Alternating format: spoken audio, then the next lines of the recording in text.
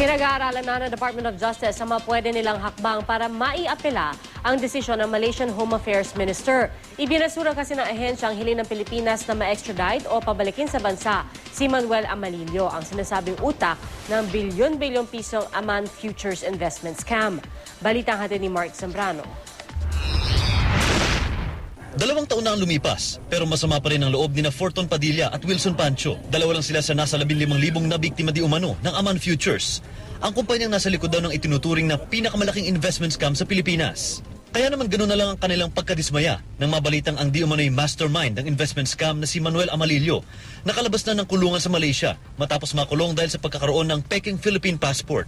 Kaluya kay sir na among nasagap na balita kabahin sa pagkabuhi ni Aman Amalillo. Kailangan unta na maningkamot atong gobyerno na mabalik siya din sa Pilipinas aron manubag sa iyang mga gipampiktima sa atong mga katawa labi na diri sa takbayan sa pagadian. Iisa raw ngayon ang hiling ng mga biktima, ang mapabalik sa Pilipinas si Amalillo at mapanagot sa kasong syndicated estafa. Ako sa po nga nabiktima ni Aman. Ako ang tang gusto nga mahatagan og kuan kanang justisya nga iyang nabuhat ba. Ito rin daw sana ang gusto ng mga otoridad sa Pilipinas. Kaya hiniling nila sa gobyerno ng Malaysia na pabalikin dito sa bansa si Amalillo. Yun nga lang, ibinasura ito ng Malaysian Home Affairs Minister. Nauna nang naibalitang kamag-anak ni Amalillo ang ilang mataas na opisyal sa Malaysia.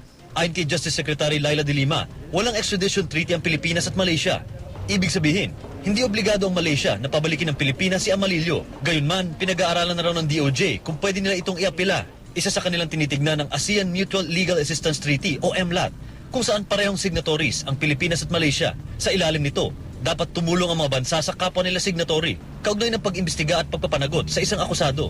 Under the extradition laws of Malaysia, pwede rin silang magpa-extradite on the basis of yung mutual assistance to each other, of reciprocity, etc. May other grounds naman na pwede. Hihintay naman daw ng Department of Foreign Affairs ang susunod na hakbang ng DOJ. Pagtitiyak naman nila sa mga nabiktima ng scam.